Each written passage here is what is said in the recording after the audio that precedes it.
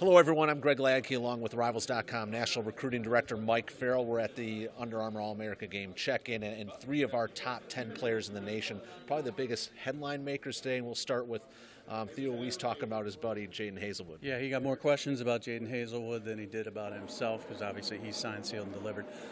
Could put together the best class on paper with Trajan Bridges, Theo Wease, and Jadon Haselwood is all 5 stars if Oklahoma can land him. He said he knew where Haselwood was going, which leads me to believe that he's going to Oklahoma. I asked him if he was going to go to Oklahoma. He sort of threw his hands up and said, I don't know. I'm not going to tell you. I asked him if he signed, if Haselwood had signed, and he said he had no idea about that. So I think he knows where he's going to go. I don't think he's signed, but I think he's going to go to Oklahoma, which is huge news for the Sooners. The next highest uncommitted prospect in this game, according to our rankings, Darnell Wright. VolQuest.com has a very good interview with him, by the way. But what did you gather from him coming in here today? I gathered that he's not a huge fan of the recruiting process. I think he's going to go to Tennessee.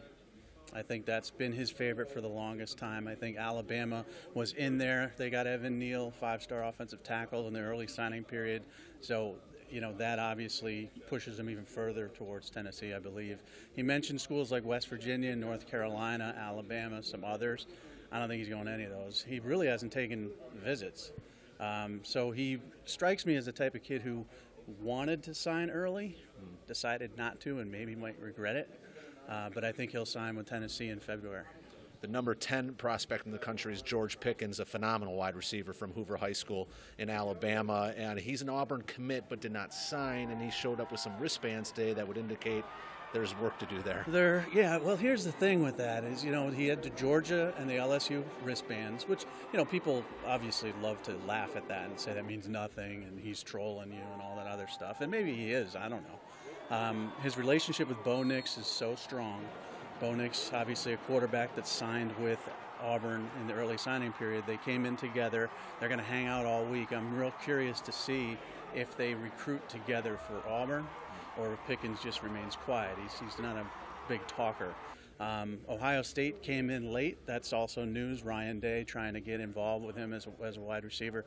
LSU is the big threat here, though. He took an official visit there, liked it a lot. So if he doesn't go to Auburn, the feeling that I get is that he's going to end up at LSU. But I think Bo Nix and that relationship, that's going to be tough to really pull those two apart. So that'll be it for today. Tomorrow we have the first day of practice. They're at night, so that's a new feature here for practice week in Under Armour. So you'll see video from Rivals.com overnight into Monday.